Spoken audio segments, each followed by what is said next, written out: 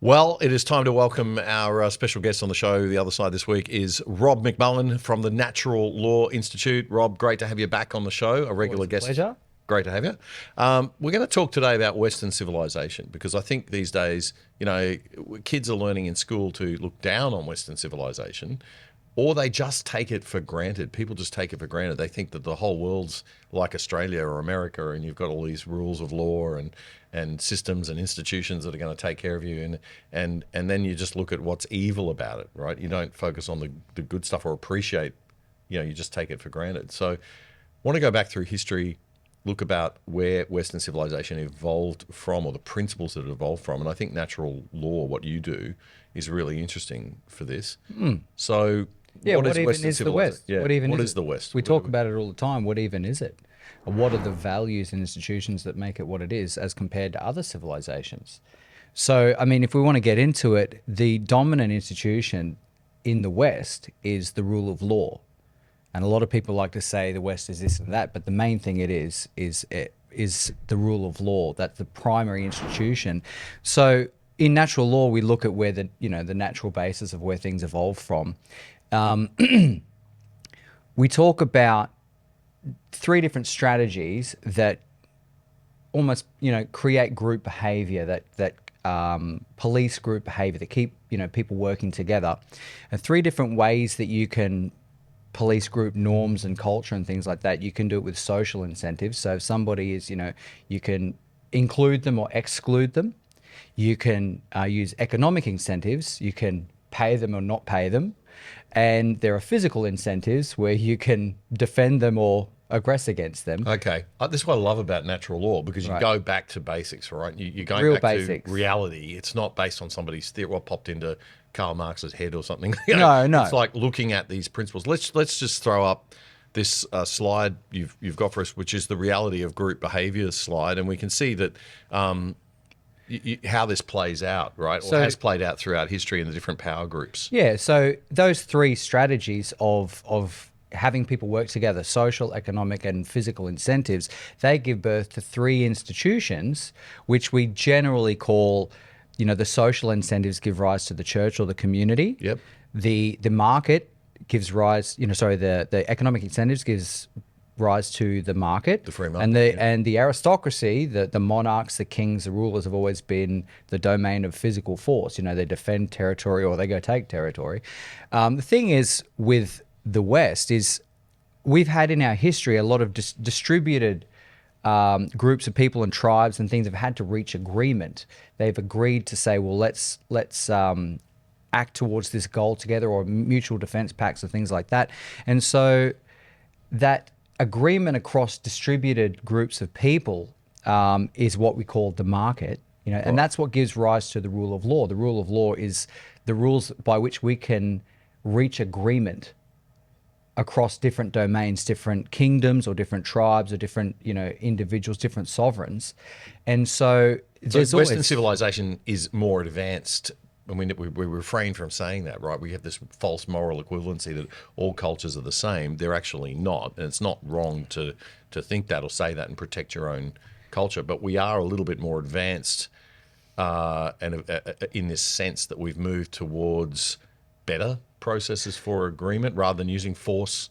We've taken power away from the aristocracy, the kings. We've the community social pressure is still there, but it's not the be all and end all, right? And market forces have sort of taken over. And in natural law, we try and be value neutral. So I wouldn't say better, but what we say is that when you have society that's based on rules, they can scale.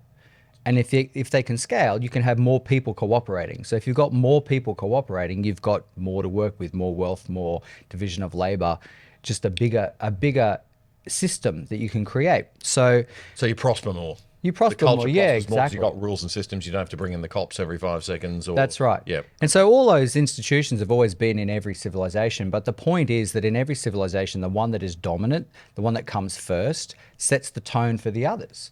And so in other civilizations, it's the community or the church type institution that comes first, and that has flow-on effects to the others. We call it path dependency. In some others, it's the aristocracy that becomes the bureaucracy, and they're dominant. But whereas in the West, it was agreement between different sovereigns was the origin of our rule of law, and that became our primary institution. And so you see this all through our history.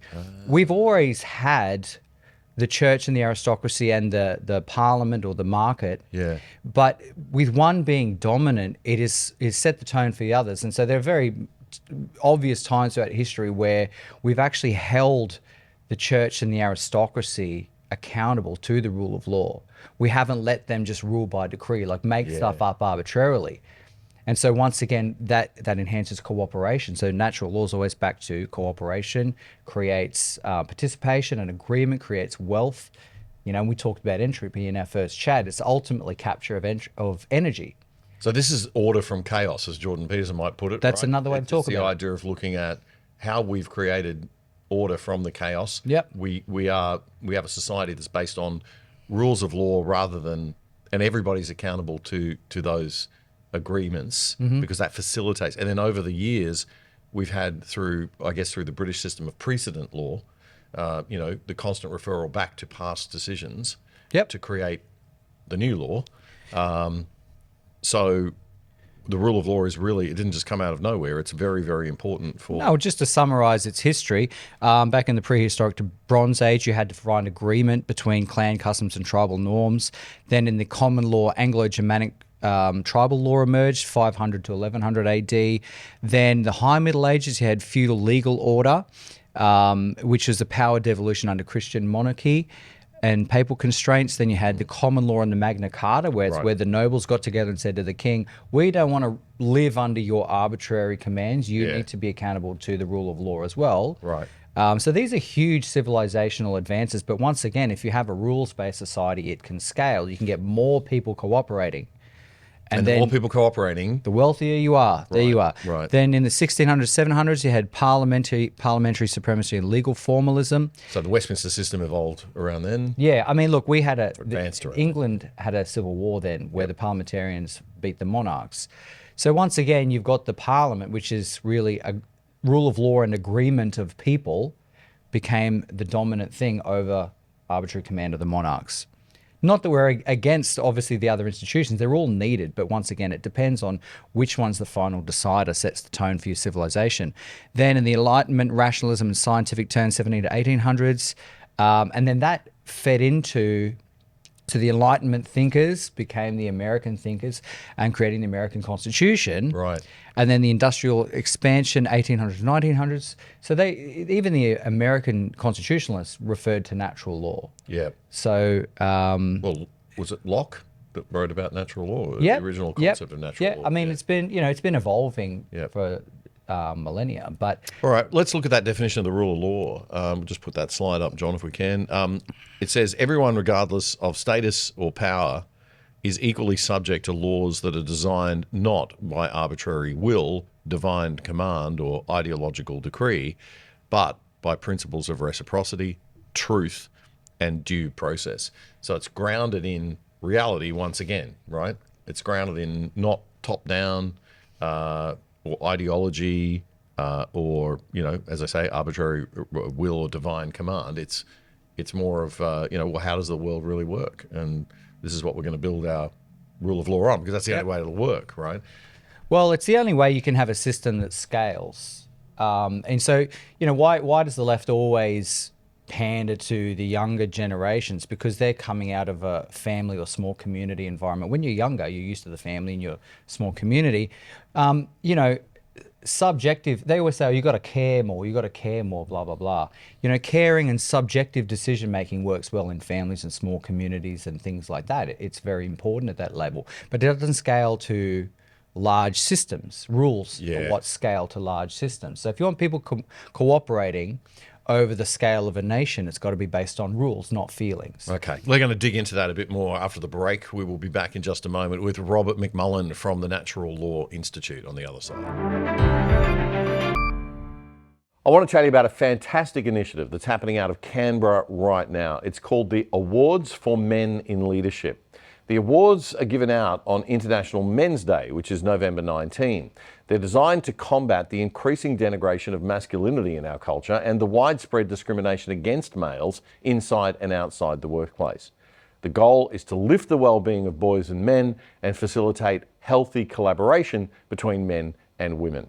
The awards for men in leadership are designed to inspire men to make a bigger contribution to family and community and to elevate positive male role models. There's a $10,000 scholarship for studies and professional development, public recognition for the winners, and a year of mentorship and executive coaching for each recipient. It's targeted at young men and middle-aged guys who fought their way up from some other kind of disadvantage.